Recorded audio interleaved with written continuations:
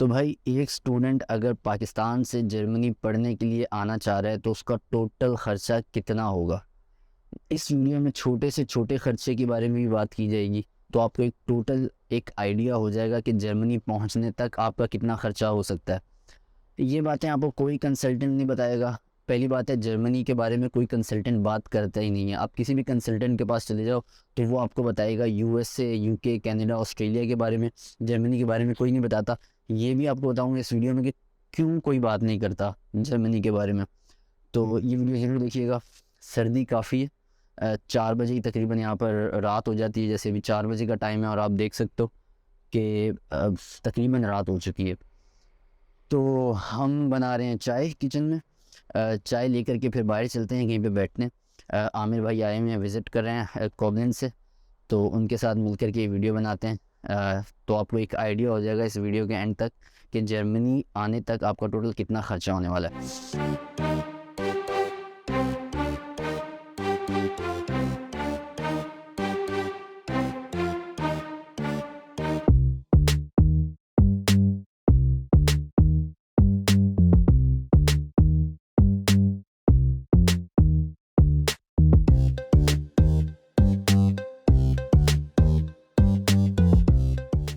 भाई सर्दी बहुत है और सर्दी में फिर चाय तो आपको पता है कि ज़रूरी है। बहुत ज़रूरी है।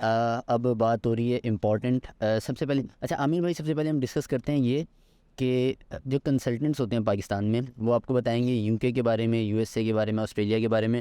वो जर्मनी के बारे में क्यों नहीं बताते? क्योंकि जब मैं अपना प्रोसेस कर रहा था मैं बहुत से कंसल्टेंट के पास गया, मैंने जर्मनी के बारे में पूछने की कोशिश की तो कोई जर्मनी का नाम ही नहीं देता। क्या वजह है? इसकी जो मेन वजह है वो ये है कि क्योंकि जर्मनी में फीसेस नहीं है, पब्लिक यूनिवर्सिटीज़ में एजुकेशन फ्री है और कंसल्टेंट्स जो हैं वो मोस्टली जो हैं वो प्रेफर करते हैं कि जहाँ पे फीसेस हों, क्योंकि प्राइवेट जो यूनिवर्सिटीज़ या कॉलेजेस होते हैं उनमें इनको कमीशन मिलता है। जो आप फीस पे करते हैं उसका कुछ परसेंटेज होता है वो इनको भी जाता है। तो पब्लिक यूनिवर्सिटी में तो यहाँ पे एजुकेशन फ्री है, इसलिए कंसल्टेंट इसको अवॉइड करते हैं मोस्टली।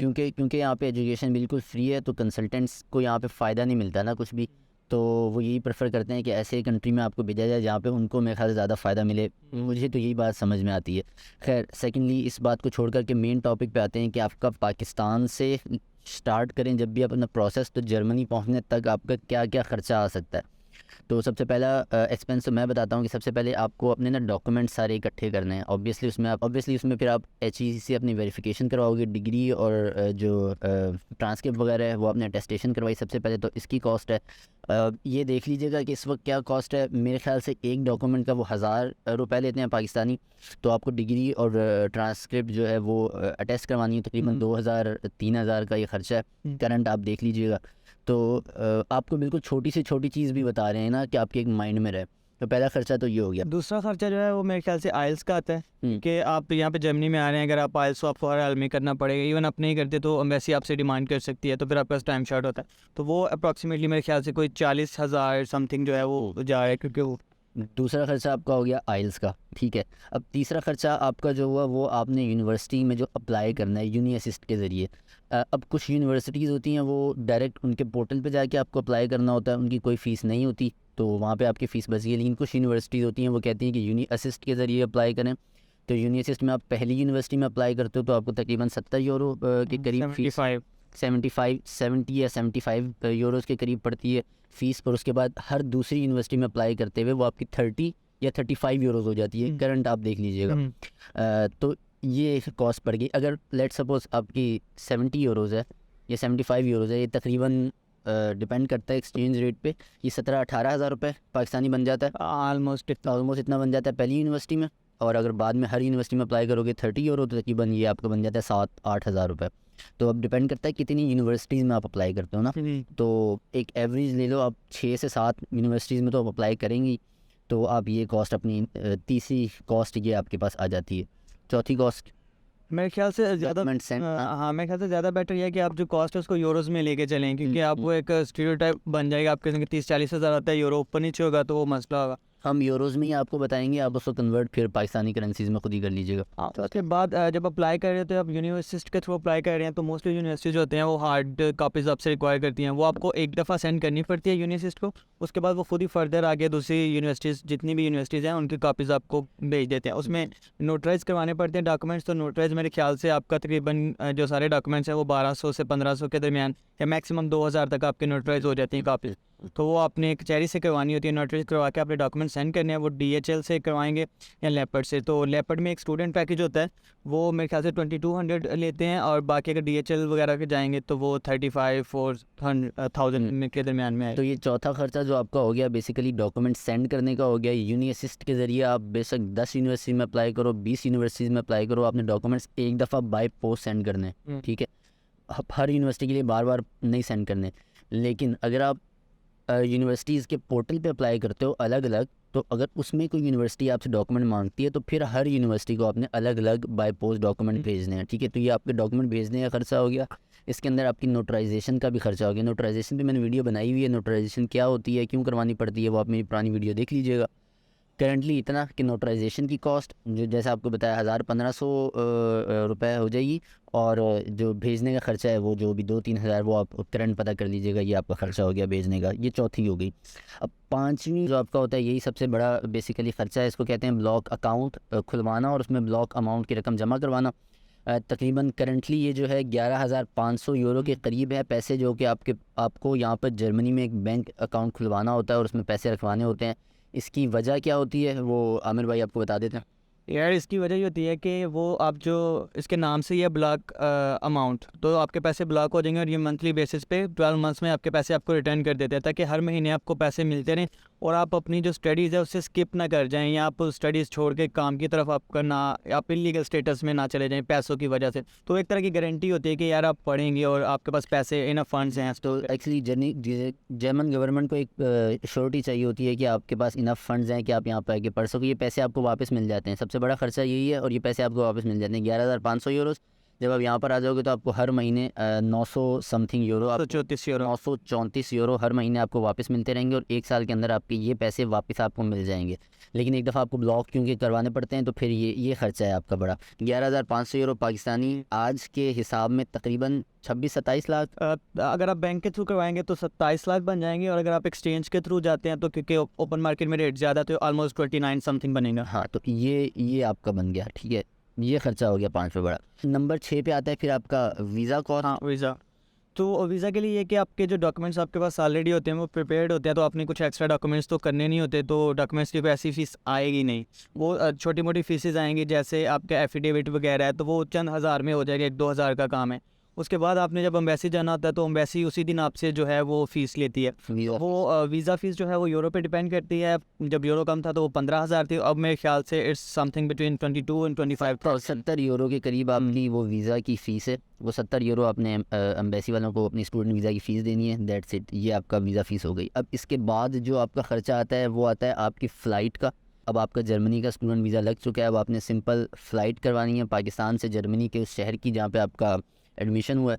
अब ये भी ऑब्वियसली इसकी भी आपको एग्जैक्ट अमाउंट हम नहीं बता सकते, वेरिएशन होती रहती है। तो आपने फ़्लाइट की टिकट ख़रीदनी है।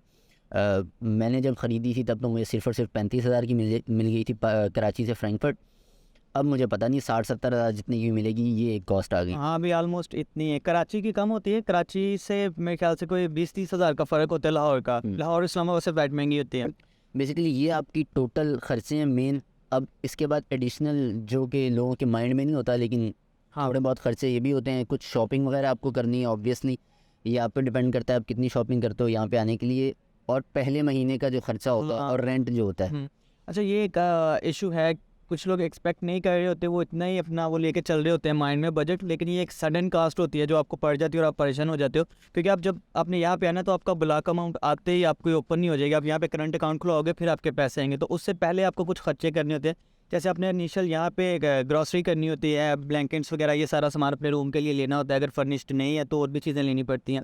और दूसरा ये होता है कि जब आप कोई भी अकोमोडेशन लेते हो तो आपको पहले महीने का रेंट देना पड़ता है एडवांस में, और कुछ कॉशन मनी होती है, वो ऑलमोस्ट 2 से 3 महीने का जो आपका डिपॉजिट होता है ना वो होता है। तो वो ऑलमोस्ट आप रखें कि अगर आपने आना तो आपकी जेब में 1500 से 2000 यूरो एटलीस्ट हो यहाँ पे। तो ये 1500 से 2000 यूरो या आपने तकरीबन कैश भी लेकर आना है पाकिस्तान से यहाँ पे, ताकि आपका पहला महीना अच्छे से गुजर जाए।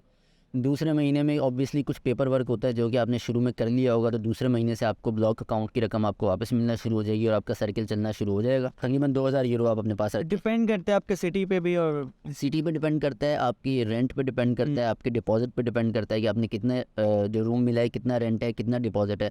अगर आपको 300 यूरो का रूम मिला है और 300 यूरो डिपॉजिट है तो आपका 600 यूरो हो गया, तो फिर मेरे ख्याल से आपका 1000-1200 यूरो में भी काम चल जाएगा। अगर थोड़ा ज़्यादा है तो फिर 1500-2000 यूरो। ये हर किसी की इंडिविजुअल वो सिचुएशन पे डिपेंड करता है। टोटल ये ख़र्चा है, ठीक है। अब इसको एक मोटा मोटा अगर पाकिस्तानी अमाउंट में, क्योंकि आप पाकिस्तानी अमाउंट ही ज़्यादा बेहतर समझते हैं, अगर तकरीबन सम कर दें इसको एक बिल्कुल ही रफ सा, तो ये तकरीबन मेरे ख्याल से 32 से 33 लाख रुपए पाकिस्तानी बन जाएगा आज की डेट में। अब यूरो ऊपर चला जाए या नीचे चला जाए तो ये किस्मत पे डिपेंड करता है, फिर ये थोड़ा कम ज़्यादा हो जाएगा। लेकिन आज की तारीख़ में पाकिस्तान से जर्मनी लैंड होना और पहले महीने का ख़र्चा मिलाकर तकरीबन 32 से 33 लाख रुपए एक बच्चे का ख़र्चा है, जिसमें से 26 से 27 लाख आपको पूरा वापस मिल जाएगा एक साल के अंदर। आते ही आपको पूरा नहीं मिल जाएगा, हर महीने करके एक साल में जो आपने ब्लॉक अमाउंट जमा कराया होगा वो वापस मिल जाएगा। बेसिकली ऊपर का ख़र्चा जो है वो आप कह लो कि 4 से 5 लाख ही है। हाँ, और मेरे ख्याल से उससे भी इतना डरने की ज़रूरत नहीं है, क्योंकि अगर आप काम करते हैं तो आप at the end of the year आप देख लें आप प्लस में जा रहे होंगे, आप इन पैसों से भी प्लस जा रहे हैं। वो ब्लॉक अमाउंट जो है, जो कि बड़ी रकम है, वो अब जब वो आपको यहाँ पे आके वापस भी मिल जाएगी, साथ साथ आप काम भी करोगे, कमाओगे भी, तो एक साल के बाद आपकी वो रकम भी आपकी तकरीबन रिकवर हो गई और कुछ पैसे आपने बचा भी लिए। मतलब टेंशन लेने की ज़रूरत नहीं है। जो मेन ख़र्चा आपका है वो सिर्फ 4 से 5 लाख रुपए है पाकिस्तान से जर्मनी आने के लिए, सिर्फ ये ख़र्चा है। ब्लॉक अमाउंट एक दफ़ा आपको देना पड़ता है, वो आप कहीं से लोन लेके दे दो या किस तरह भी दे दो, आपको सारे वापस मिल जाएंगे। तो मेरे ख्याल से इससे सस्ता तो कोई मुल्क भी नहीं हो सकता जिसमें आपको सिर्फ 4 से 5 लाख रुपए लगे और फिर जहाँ पे जॉब अपॉर्चुनिटीज़ भी इतनी हो और सब कुछ ही आपके। मैं छोटी सी चीज़ और ऐड करता हूँ इसमें कि अगर आपका कोई रिलेटिव वगैरह या आपका कोई फैमिली मेम्बर या अगर कोई दोस्त इवन कि अगर आपका जर्मनी में है तो आपको यहाँ से स्पॉन्सर कर सकता है। अगर उसकी सैलरी इतनी है फुल टाइम तो वो यहाँ पे जाएगा ऑज़लैंडर बेहोडे से और एक लेटर लेगा वहाँ से कि वो स्पॉन्सर लेटर होगा, और वो आप अगर उसकी सैलरी इतनी है तो ही उसको इशू करेंगे। तो अगर वो लेटर आप ले लेते हैं तो ब्लॉक अकाउंट की ज़रूरत नहीं रहेगी, आप उसको बाईपास टेस्ट। ये बहुत अच्छी बात बताई आमिर भाई ने कि एक स्पेसिफिक लेवल है कि अगर आपका यहाँ पे कोई जानने वाला बंदा रहता है और उसकी सैलरी उस लेवल को मीट कर रही है तो वो यहाँ पर ऑज़लैंडर बेहोडे कहते हैं फ़ॉरेन ऑफिस, जिसके पास पीआर हो वो हाँ, जिसके पास परमानेंट रेजिडेंसी हो यहाँ की, वो जाएगा यहाँ पर फ़ॉरेन ऑफिस में, वो बोलेगा कि भाई एक बंदा आ रहा है, दोस्त है मेरा या रिश्तेदार है, मैं उसको स्पॉन्सर करना चाह रहा हूँ, तो वो एक लेटर निकलवाएगा। उस लेटर पे आपको फिर ब्लॉक अकाउंट की रकम भी जमा नहीं करवानी पड़ेगी, तो आप बगैर ब्लॉक अकाउंट के यहाँ पर आ सकते हैं। तो अगर किसी का नहीं है तो फिर ऑब्वियसली उसको ब्लॉक अकाउंट जमा करवाना पड़ेगा। तो सर्दी हो रही है और मेरी आवाज़ भी शायद कांप रही हो पूरी वीडियो में। मैं कोई बड़ी जैकेट लेकर के नहीं आया तो ऐसे ही उतर गए थे। तो खैर दिस वाज इट, ये टोटल ख़र्चा है। बस आप अपना प्रोसेस शुरू करें and wish you best of luck and see you in the next video. Bye bye, अल्लाह हाफ़िज़।